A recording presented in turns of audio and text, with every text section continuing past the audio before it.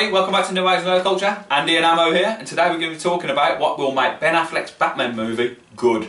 Ammo, take it away. Alright, so there's been a lot of talk recently of Ben Affleck no longer doing a Batman film, but then like in a recent interview said that he is doing it, but he's waiting for the script to be perfect and it's not good enough as of yet.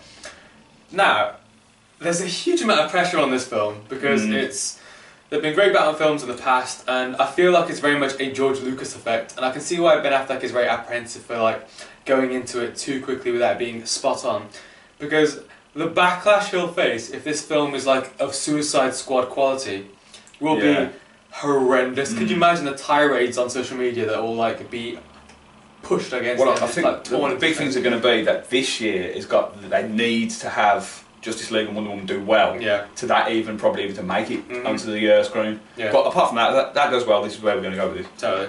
So I've come up with sort of three reasons why, three reasons that would make Ben Affleck's Batman film a very good, thoroughly enjoyable experience. Now, point number one, Red Hood, and I will beat this drum until the day I die. I want Batman under the Red Hood to be adopted onto the silver screen. I need this storyline in a cinematic format because it's the best DC animated film by a country mile. It delves into the psychology of who Batman is more than any other film or TV series that we've seen so far, and they've set it up perfectly. We've got that sort of Jason Todd storyline already sort of anchored in there with the Joker saying ha ha ha, and then Ben Affleck had that sort of Bruce Wayne had the plinth of Jason Todd's Robin outfit with that graffiti on it already there in the Batcave. Do we need any more broodingness in this DCU?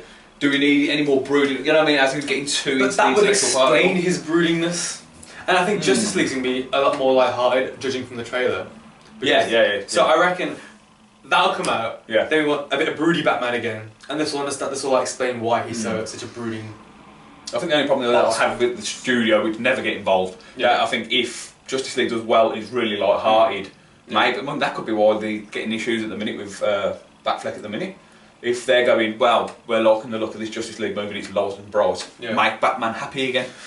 You imagine that? Maybe. You imagine that? Could be what's in his ear, and that could be what he's knocking him over a little bit. But I just think that would be perfect. I mean, they've set it up perfectly with the little Easter egg, the teasers here and there. Yeah. And I think they should just go with it. I mean, if because Zack Snyder's taken a Injustice storyline, so he's got a very recent viewing of like Batman history.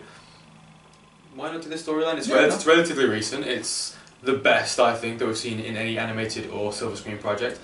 Bring it because it's so. Things about it, it's so compelling as well. Yeah. It's just I said in another video, Guardians of the Galaxy has pacing issues, which you disagree with. This has nothing wrong. Beat for beat, it's perfect. I'm always engaged. There's nothing at fault with it. Yes, Lazarus Pit is used as like the good old like get out of jail free card, but I don't care. So Red Hood, I think that needs to be adapted, and that'd be a great way. That'll please fans, first of all. And if done right, obviously there's a way of doing it. They could just do Zack Snyder's like Watchmen, copied and pasted the entire thing, frame for frame until the bloody ending. Great film. Do that with this. I don't think Ben Affleck would probably do. I know he's a nerd though. Ben Affleck is a nerd. He's a huge Batman nerd. Yeah. And let's face it, he's going to want to do it justice. Exactly. So I mean, obviously, if you're going to take from good lore, he might use it. Second one. I want Nightwing. We'll have Jason Todd as Robin. Yeah. But I want Dick Grayson back as Nightwing. Comes from Bloodhaven for a little bit, and let's have that sort of dynamic duo dynamic, but in the way that dynamic duo. But in the way that we've not seen before. That we've always seen Batman and Robin. Well, we've seen it once with the Joel Schumacher films, but it's the same old sort of boy wonder dynamic. Let's have a more battle-hardened Robin in the form of Nightwing and see how that dynamic works, just in various bits of dialogue, and very much like the action sequences in the combat sequences, in the Batman Arkham games. Imagine that, because they nailed the Batman combat sequence in BVS. Yeah. That was very Arkham-esque. Imagine in the recent Arkham Knight, there's very much like dual combo moves you can do with another person, be it Catwoman or Nightwing. And I can see that sort of them, just literally Zack Snyder copy and paste that job as well, get that sort of fighting cinematography on the silver screen with Nightwing, having the Batman Nightwing combos at the end to like a cementing final finisher. That'd be really good. As long as they didn't go too much copying the way the Marvel universe is working at the minute, where they've got they're not too many. I think it's good the way it is. But do you reckon that they'd want to do it because they didn't want to go too much in line with having that many characters? Well, what which MCU film has like a twosome. Good point. He's got obviously like Cap and Winter Soldier, but then there's no like superhero film. I think there's one where it's just literally a duo. I don't think. I think it would be mainly focused on Batman, and Dick Grayson would come in for a bit. Yeah. Like in Under the Red Hood, he'd get injured, I think, or something like that. Yeah. No, that's cool. No, it's good. No, I think it's really good at it. Finally, I want more detecting. Yeah. There's not been enough of a satisfactory Batman being a detective scenes in BVS or whatever so far. Or in the Bale, like, what does he do in the freaking Dark Knight or Batman Begins?